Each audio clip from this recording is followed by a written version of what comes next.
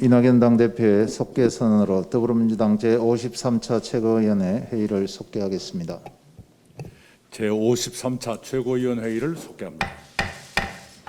이낙연 당대표의 발언이 있겠습니다. 저희 민주당과 정부는 새해 1월부터 집행할 재난피해 지원금을 당초 계획보다 훨씬 더 늘려 책정했고 그것을 정부가 내일 발표합니다. 자영업자, 소상공인, 고용 취약계층 등 코로나19로 큰 피해를 겪으시는 국민들께 넉넉지는 않지만 그래도 도움이 되기를 바랍니다. 재난피해 지원금뿐만 아니라 558조 원 새해 예산 전체가 여러 방식으로 국민께 도움을 드릴 것입니다. 그러나 그것이 앞으로도 충분할 것이라고는 생각하지 않습니다. 저희들은 코로나 상황과 민생 실태를 늘 면밀히 살피면서 민생을 돕도록 유연하고 신속하게 대처해 나가겠습니다. 국산 코로나19 치료제의 조건부 사용 승인 신청이 내일 식약처에 접수됩니다. 식약처는 소정의 절차를 거쳐 치료제 승인 여부를 1월 중에 결정할 것으로 보입니다. 우리가 코로나19 조기 진단에 성공한 데 이어 조기 치료에도 성공한다면 그것은 K방역의 또 하나의 쾌거입니다. 국민의 연대와 협력으로 이룬 K방역의 자랑스러운 역사가 앞으로도 이어지기를 바랍니다. 또한 정부는 4,600만 명분의 백신 도입을 확정하고 2월부터 접종을 시작한다고 어제 당정청 회의에서 보고했습니다. 그렇게 되면 우리는 진단, 치료, 예방의 3종 세트를 모두 갖추게 되고 코로나 사태는 새로운 국면을 맞게 될 것입니다. 위기는 아직도 진행 중입니다. 그러나 터널의 끝을 향해 한 걸음씩 가고 있는 것은 분명합니다. 희망과 자신감을 갖고 방역 수칙을 철저히 지키며 이 고통의 터널을 국민 모두가 함께 벗어나기를 바랍니다. 크리스마스 연휴 동안 2만 1,000여 명의 국민께서 저희 민주당에 입당하셨습니다. 온라인에서는 당원 가입 인증 글과 사진이 확산되고 있습니다. 기존 당원들 가운데서도 당비를 더 내겠다는 분도 계십니다.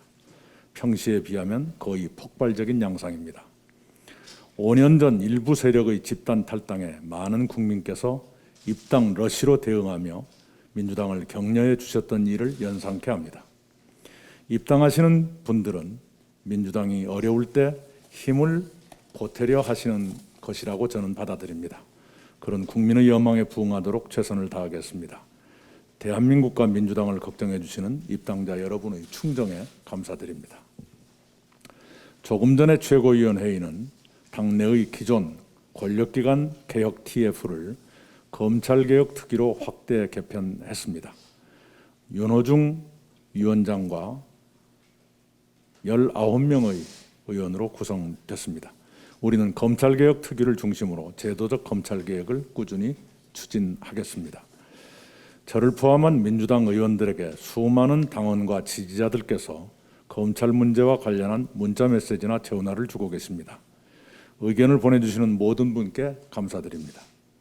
모든 의견은 대한민국과 문재인 정부와 민주당을 위한 충정의 표현이라고 생각합니다. 그런 다양한 의견들을 검찰개혁 특위 안에서 녹여 지혜롭게 조정하고 당에서 책임 있게 결정할 것입니다. 의원님들께서도 최근의 현안을 넓은 시야로 보고 책임 있게 생각해 주시기 바랍니다. 오늘 오후에는 공수처장 후보 추천위원회가 다시 열리고 있습니다. 공수처장 후보 추천이 오늘을 넘기지 않기를 바랍니다. 이상입니다. 김태년 원내대표의 발언이 있겠습니다.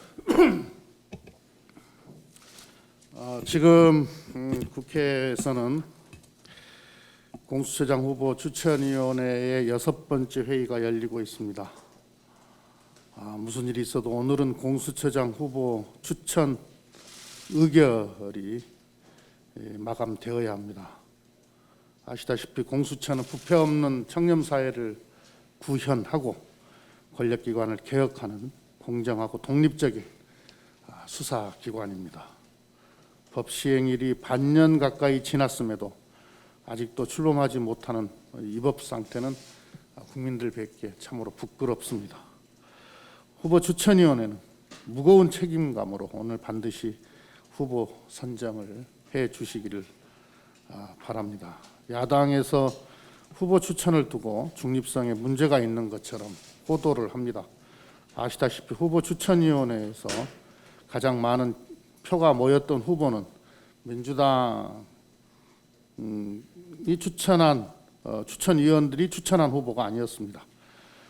분명히 말씀드리지만 정부나 여당은 정해놓은 후보가 없습니다. 후보 추천위에서 법이 보장한 독립적인 지위에서 공정하게 후보 추천을 해왔습니다.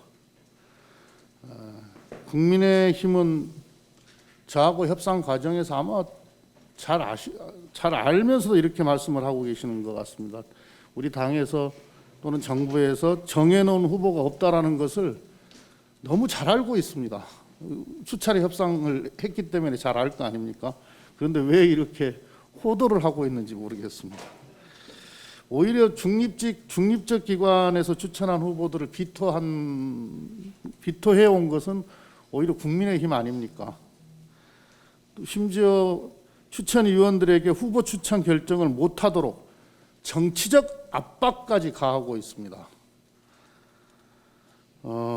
이렇게 말씀을 드리고 싶어요. 시대적 과제인 공수처 출범을 막는 것이야말로 개혁을 망친 역사의 죄인이 되는 일임을 국민의힘이 명심해 줬으면 좋겠습니다. 공수처 출범은 개혁의 끝이 아니라 시작입니다. 공수처, 경찰, 검찰, 경찰로 서로 견제하고 균형을 이루어서 국민의 민주적 권력기관으로 변화할 것입니다. 권력기관 개혁은 아직 완성되지 않았습니다. 민주당은 2단계 제도개혁을 중심으로 하는 검찰개혁을 중단 없이 추진하겠다는 말씀드립니다. 여야가 모두 국민께 약속드린 대로 하루빨리 중대재해법을 꼭 처리를 해야 합니다. 국민의힘 지도부들께서도 이 중대재해법을 처리하겠다고 공언을 하셨습니다. 그런데 국민의힘에서는 지난주 목요일 법사위 법안소위, 이 중대재해법 신사를 진행한 지난주 법사위의 법안소위를 보이콧했습니다. 여당의 단일안을 만들어 와야 법안 심사를 할 수 있다고 하는 얘기를 들었는데요. 저도 국회의원 꽤 오래 하고 있는데 듣도 보도 못한 논리입니다. 한 번도 못 들어본 논리입니다. 법안이라고 하는 게 여러 개가 발의가 되어 있으면 법안 심사 소위에서 그 여러 개 법안을 놓고 병합 심사를 하는 거 아니겠습니까? 이걸 우리 당 법안을 다 통일시켜 오라고 하는 말씀을 하고 계시는데 하기 싫은 걸, 그러니까 이 중대재해법 처리할 의지가 없는 것을 어떻게 보면은 숨기기 위해서 또 회귀한 논리를 만들어내신 거 아닌가 싶기도 하고요. 만약에 그렇다고 한다면 이건 매우 비겁한 행태입니다. 국민들께는 약속하고 이러저러한 핑계를 대면서 심사는 회피하는 이런 이중적 태도, 이게 국민을 기만하는 나쁜 정치 아니겠습니까? 이런 게. 오늘 법사위에 각 부처의 의견을 취합한 정부안이 제출이 되면 내일 법안 소위를 다시 열고 논의를 이어갈 예정인데요. 국민의힘에서는 이러저런 핑계 대지 말고 법사위 법안 심사에 참여해서 중대재해법을 처리하겠다는 국민과의 약속을 실천해 주시기를 바랍니다. 그것이 좋은 정치입니다. 이어서 염태영 최고위원의 발언이 있겠습니다. 지난주 법원은 검찰총장이 제기한 징계처분 효력 집행정지 신청을 인용했습니다. 먼저 법원의 판단에 결코 동의가 되기 쉽지 않습니다. 법원의 결정 내용을 살펴보면 판사 사찰 논란 문건은 매우 부적절하고 악용될 위험성이 있다라고 판단했습니다. 또한 재판부는 판사들의 출신, 판결, 세평 등을 정리하고 문서로 만드는 건 매우 부적절하고 앞으로도 이런 문건이 또 작성돼서는 안 된다라고 질타했습니다. 즉 윤석열 총장의 주장처럼 이미 공개된 정보에 불과하다면 그걸 왜 선택적으로 취합해서 문건으로 정리했는지 이해할 수 없다고 비판하기도 했습니다. 그리고 채널 A 사건 감찰 방해 혐의에 대해서는 소명됐다고 볼 여지가 있다. 즉 윤 총장이 이유 없이 감찰 활동 중단을 지시했다고 분명히 짚고 있습니다. 또한 재판부는 징계 처분으로 검찰 운영에 중대한 공백이 생긴다는 윤 총장의 주장에 대해서도 국민들은 일선 검사들이 총장이나 정치권이 아닌 국민의 편에서 일하는 것을 기대한다라며 징계 처분이 살아있는 권력 수사에 대한 보복, 여권 인사들에 대한 수사 저지 목적이라는 윤 총장의 인식을 분명하게 반박했습니다. 하지만 재판부는 이러한 판단에도 불구하고 징계위원회의 기피 신청 의결 과정에서 의결 정족수 4명을 채우지 못하고 3명만으로 의결했다는 이유로 절차적 위법이라고 판단했습니다. 하지만 이는 실체적 하자에 대한 선입견에 기초하여 절차적 하자를 우선한 판단입니다.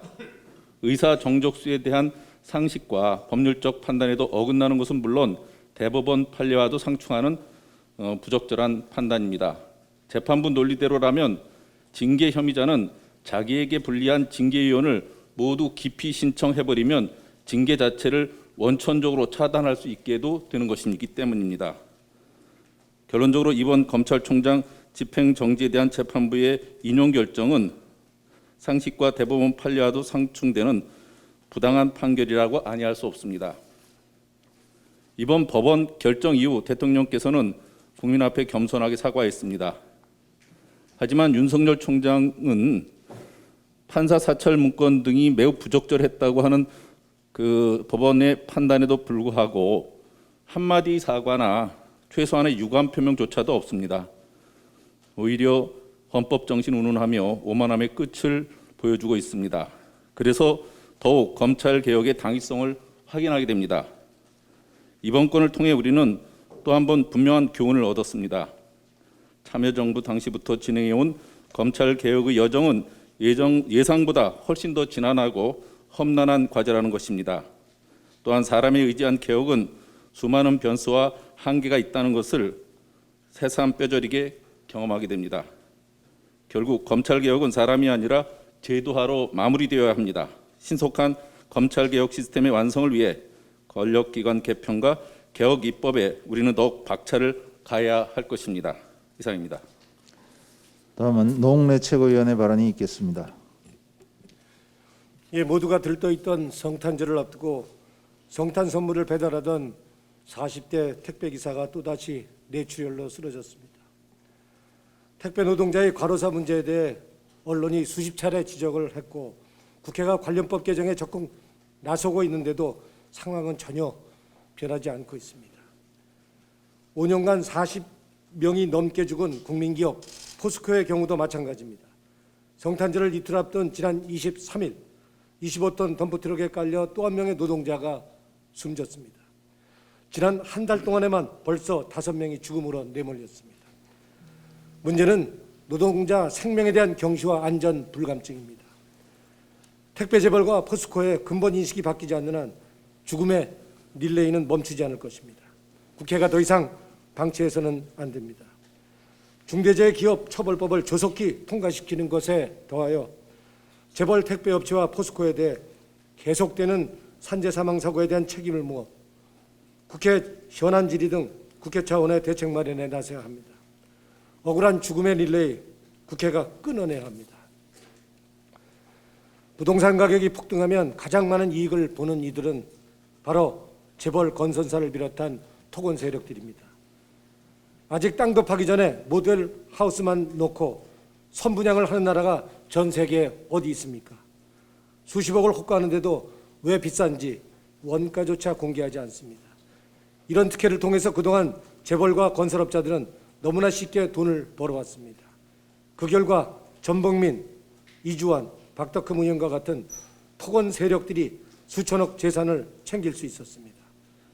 그런데도 이런 토건 세력의 수호자이자 강남정당, 부자정당인 국민의힘이 부동산 정책을 공격합니다. 집값을 안정화시키겠다고 호언장담하고 있습니다. 그러나 집값이 오르면 이득 보는 사람들이 왜 집값을 잡겠습니까? 결국 현 정부와 민주당이 해야만 합니다. 아파트 분양가를 전면 확대하여 로또 아파트와 투기 과열 현상을 막아서 아파트 가격의 거품을 빼야 합니다. 또한 후분양을 하면 분양 사기를 막고 하자 보수 문제도 해결할 수 있으니 일거양득인 셈입니다.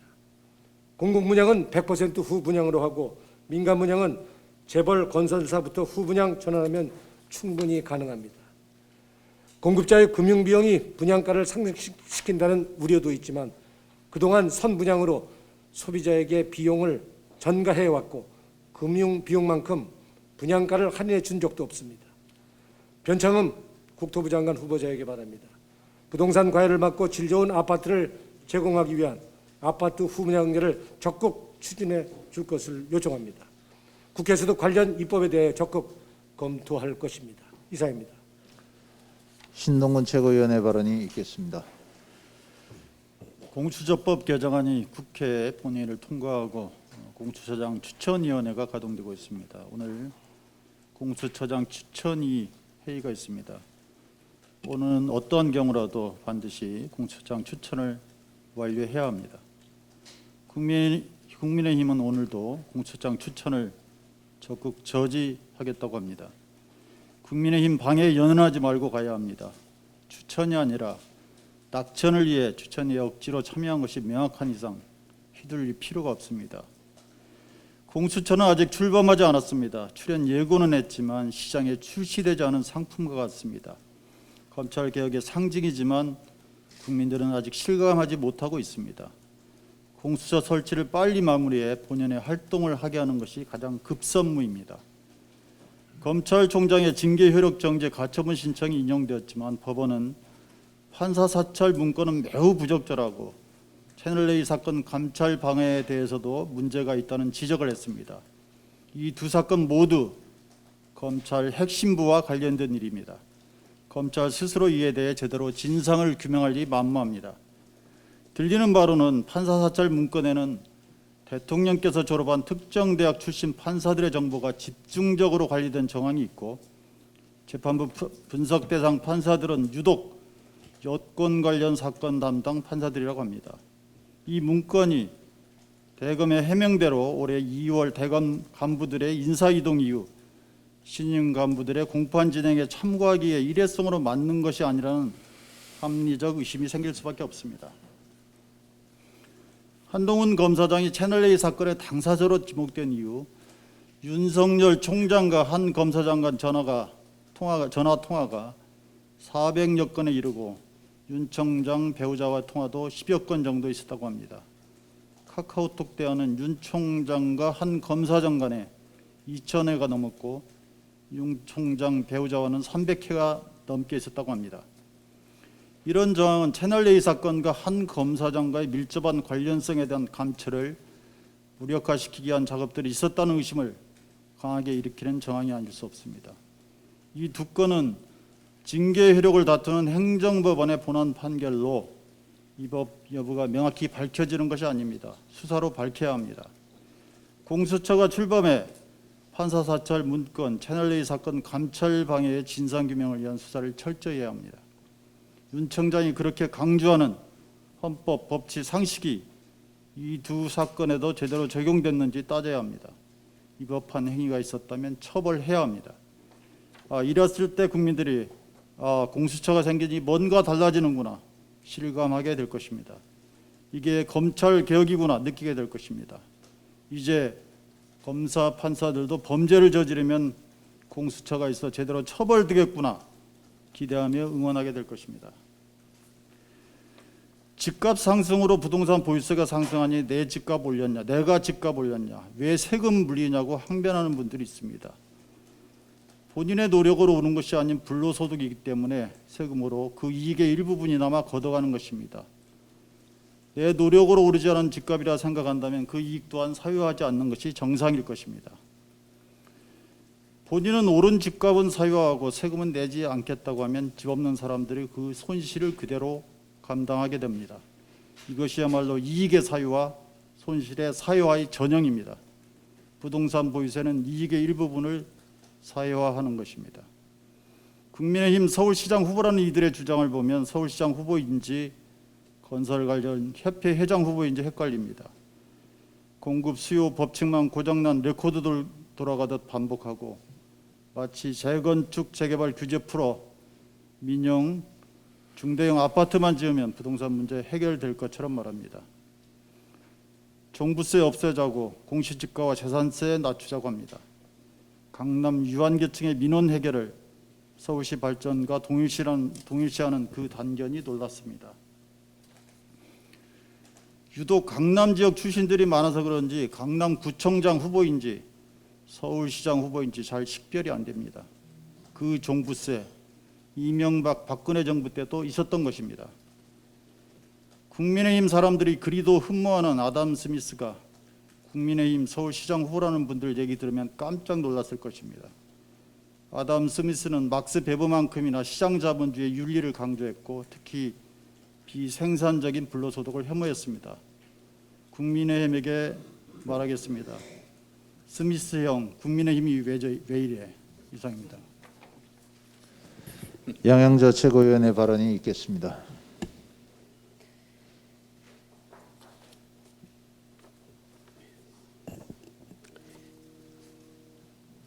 위기입니다.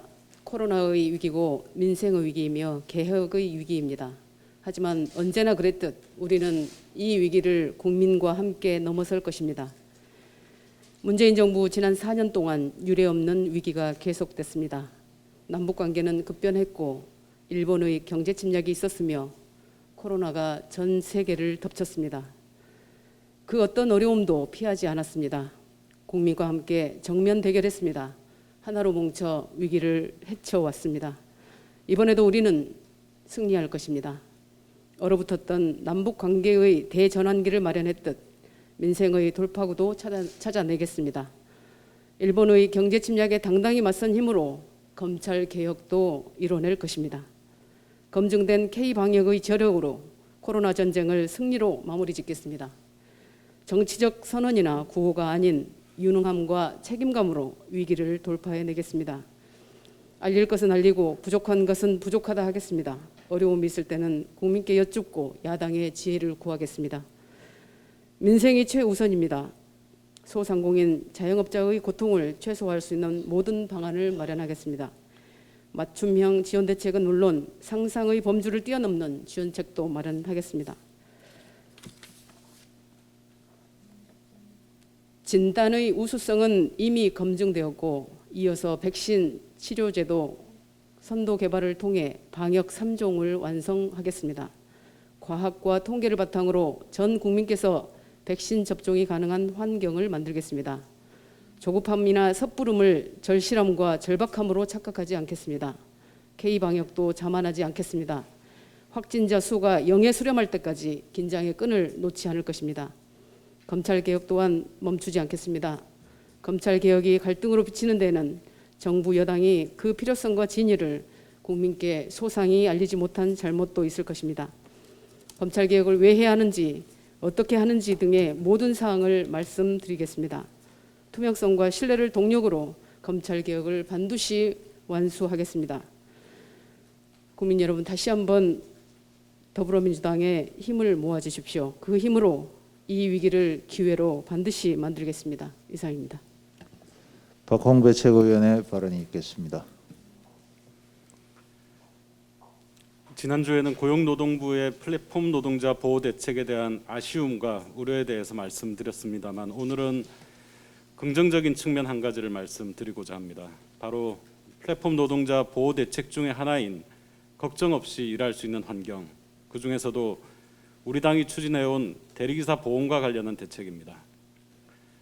코로나로 인해 일감이 줄어든 상황에서 업체의 갑질 등 열악한 환경에서 일하고 있는 대리운전 노동자들은 지난 10월 당대표 현장 간담회에서 렌터카 공제 측의 대리운전 기사에 대한 3자 대여 금지 위반 구상권 청구 문제와 2중 3중으로 부담해야 하는 대리운전 단체보험 문제의 해결을 촉구했습니다. 근본 정부 대책에는 대리기사에 대한 구상권 청구 방지를 위해 우리 당이 국토부, 공정위, 금감원 등 관련 기관과 협의해온 표준약관 개정의 내용과 대리기사 보험 가입 조회 시스템 구축 내용 등이 포함되었습니다. 이로써 렌터카를 운전한 대리운전 기사가 억울하게 수백만 원의 구상권 청구 소송을 당하는 문제를 해결하고 매월 10만 원이 넘는 보험료를 업체마다 2중, 3중으로 부담하는 문제 역시 해결될 전망입니다. 정부는 이에 더해 배달 대리기사의 우체국 교통재해 보장보험 가입비의 50%를 지원해 불완전한 보장을 보완하고 전속성 폐지 등을 통한 산재보험 우선 적용을 추진해 안전망을 강화하기로 하였습니다. 현재 우리 당은 한국노총과 함께 사각지대에 놓인 플랫폼 노동자들의 작업 환경과 건강 실태에 대한 조사를 진행하고 있으며 우리 당 김영배 의원께서 발의한 필수 노동자 보호법도 법안 심사를 기다리고 있습니다. 우리 당은 배달 대리운전 노동자 등 플랫폼 노동자의 노동 기본권 보장과 사회 안전망 강화를 위해 더욱 노력하겠습니다. 중대재해기업처벌법 제정을 촉구하는 고 김용균 씨의 어머니와 고 이한빛 PD의 아버지의 단식 농성이 18일차를 맞았습니다. 지난 24일 첫 법안 심사 소위가 열렸지만 국민의힘은 참석하지 않았습니다. 우리 당이 당 차원의 단일안을 제시하지 않아 논의를 할 수 없다고 합니다. 비겁한 변명입니다. 법안을 발의하고 법 제정에 찬성한다고 하더니 제게 눈치를 보면서 엉뚱한 핑계를 대는 그들의 뻔뻔함에 분노를 감출 수 없습니다. 국민의힘의 반성과 협조를 촉구합니다. 우리 당은 우리가 할 일을 하겠습니다. 우리 당은 빠른 시일 내에 법안 심사를 마무리할 수 있도록 최선을 다할 것입니다. 이상입니다. 박성민 최고위원의 발언이 있겠습니다. 네, 작년 12월 27일 경북대학교 화학과 실험실 폭발 사고로 학부생 2명과 대학원생 2명이 큰 화상을 입는 사고가 있었습니다. 그로부터 1년이 지났지만 여전히 해결되지 않은 과제가 남아 있습니다. 첫째, 지속적인 치료비 지원과 보상에 대한 문제입니다. 둘째, 실험실 환경 개선 문제입니다. 셋째, 산업재해 보상보험법 개정안의 문제입니다. 경북대 측에서 최근 12월 3일자까지 치료비를 정산해 피해 학생에게 지급했으나 앞으로 피해 학생이 받아야 할 치료를 생각해 볼 때 지속적인 치료비 지원이 차질 없이 원활하게 이뤄져야 할 것임을 다시 한번 짚어드립니다. 또한 우리 당 전혜숙 의원께서 지난 10월 학생연구원이라는 이름하에 노동자와 학생 사이에서 갖는 모호한 지위의 문제점을 개선하고 연구활동 중 사고가 발생해 피해를 입는 경우 실질적으로 구제를 받을 수 있도록 하는 내용이 담긴 산업재해보상보험법 일부 개정 법률안을 대표 발의하신 바 있습니다. 우리 당은 원내에서 관련 상임위를 중심으로 관련 법안과 관련해 활발한 논의를 이어가야 함은 물론 교육부 등 관련 부처와의 적극적인 협의를 추진해가야 합니다. 정치는 공허한 위로가 아닌 확실한 대답을 건넬 수 있어야 합니다. 국민이 부여해 주신 권력으로 법과 제도를 바꾸고 국민의 삶이 어제보다 오늘보다 내일 더 나아지게 만들어야 한다는 본질로부터 한 발짝도 멀어져선 안 됩니다. 1년이 지난 지금 여전히 힘들어하고 있을 경북대 피해 학생들의 조속한 회복을 기원하며 우리 당과 정부가 또다시 같은 사고가 발생하지 않도록 최선을 다해 법과 제도를 정비해 나가야 한다는 말씀을 드립니다.